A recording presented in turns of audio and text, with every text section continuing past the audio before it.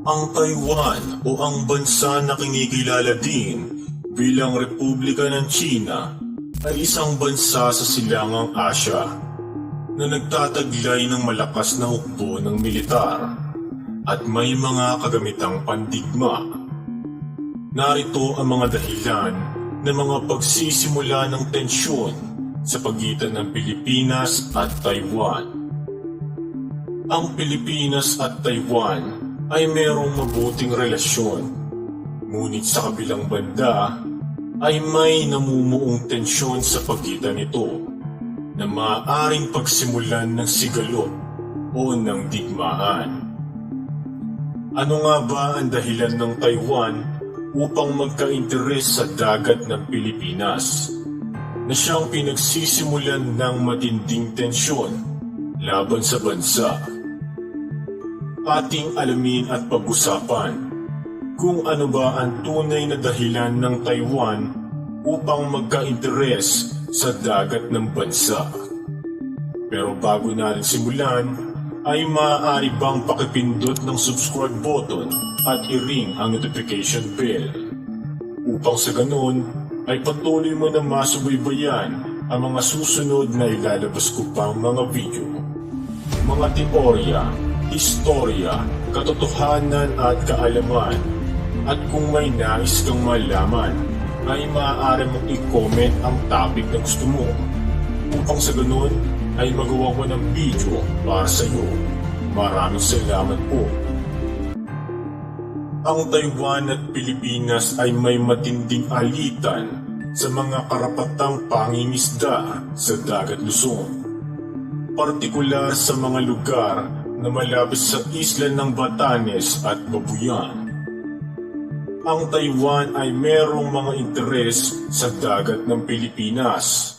Kaya naman dahil dito ay merong namumuong tensyon laban sa bansa. Ano nga ba ang meron sa Dagat Luzon?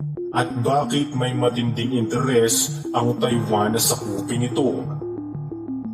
Ang Dagat Luzon na matatagpuan sa hilagang bahagi ng Pilipinas ay mayroong mga importante na likas na yaman, katulad ng mga langis at gas na talaga namang pinag-aagawa ng buong mundo dahil isa ito sa nagpapalakas sa isang bansa. At mga yamang mineral katulad ng copper, gold at nickel na siyang kinakailangan ng bawat bansa upang maging malakas at makapangyarihan. Mga yamang dagat tulad ng isda, shellfish at mga iba pang produkto ng dagat na maaaring ibenta sa masa o sa publiko. Ito ang dahilan ng Taiwan upang magka-interes sa Dagat Luzon na siyang pinagsisimulan ng matinding tensyon laban sa bansa. Ano nga ba ang maaaring mangyari kapag sinubukan ng Taiwan na sakupin ng Dagat Luzon na pagmamay-ari ng Pilipinas? Narito ang mga posibleng tagpo kung sakaling maglalakas loob ang Taiwan na sakupin ito. Una, may malaki ang posibilidad na makaapekto ito sa buong mundo.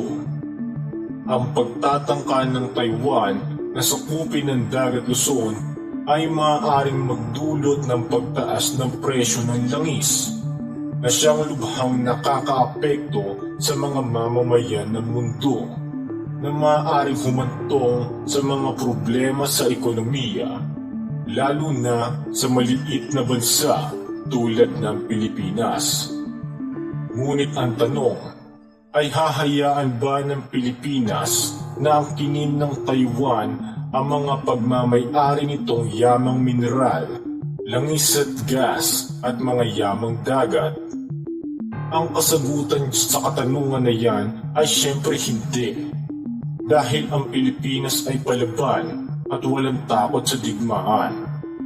Kinikilala ang mga Pilipino dahil sa tapang nito na ipaglaban ang karapatan nila sa kanilang bansa. At kung may mangyari mang digmaan, ay maraming magboboluntaryo na Pinoy upang sumali sa hukbo ng militar at hindi pa yan ang kabuuan ng hukbo.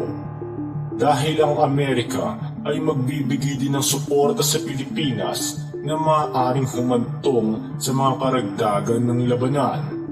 Kaya naman dahil dyan ay talaga namang malabo ng tangkain ng Taiwan na sakupin ng pagmamay-ari ng bansang Pilipinas. Hanggang dito na lamang kapatid.